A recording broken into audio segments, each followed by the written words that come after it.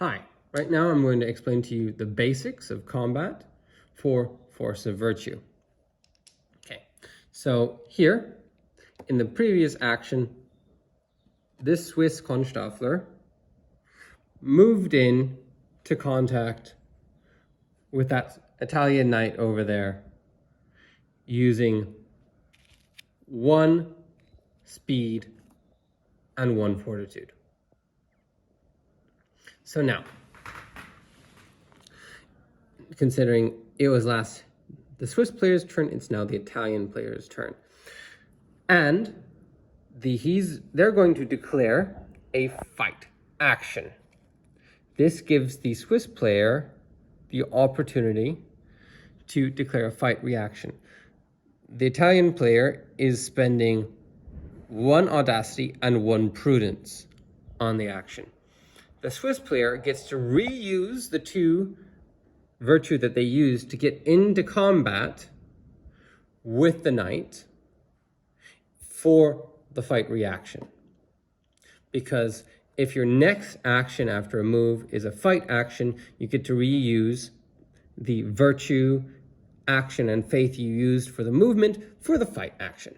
So now what you would do is both players would in secret divide up the virtue they're spending between attack and defense dice.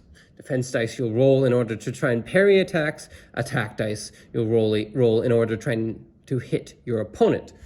So a little bit hard to show with one person and only 2 hands, but we'll just say the Swiss player decides to put 1 speed in attack and hold 1 fortitude in reserve.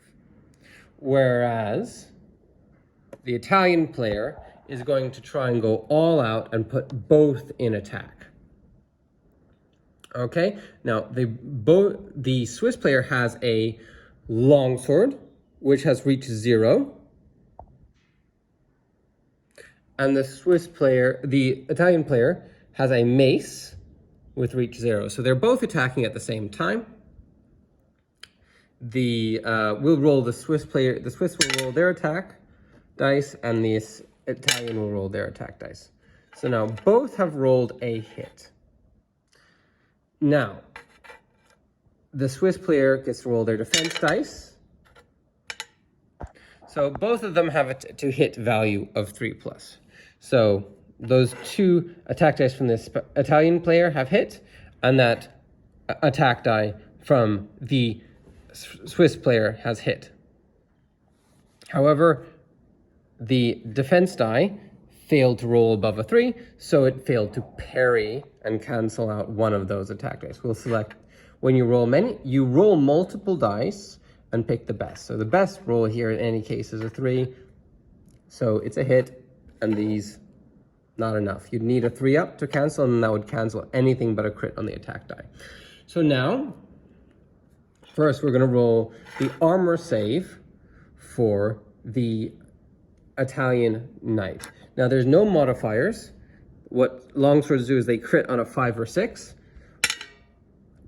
But luckily for the Swiss, the Italian has rolled a 1. So that has failed their armor save of 2+.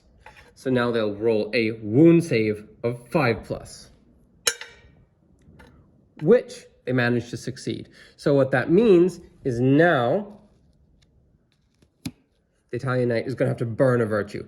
That he won't have access to that virtue until he rallies it back. It won't come back at the beginning of the next round like spent virtue would. Okay, so now it's time for the Italian to force the Swiss to roll his even if he had been removed, he would still have to roll his armor save because they're at the same reach. He also has failed his armor save. So now he will have to roll his wound save, a 4. So he has failed his wound save, and he has to also burn a virtue.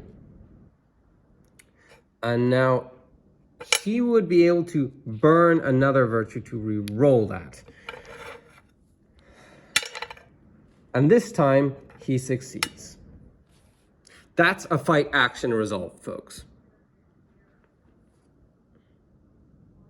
The one thing to think about is if one of these had been a spearman, for example,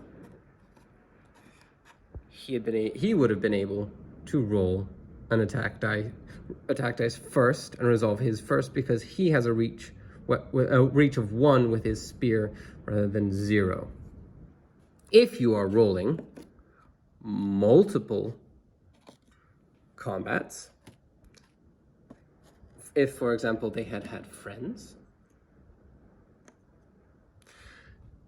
you simply would have cloned the choices over those multiple models.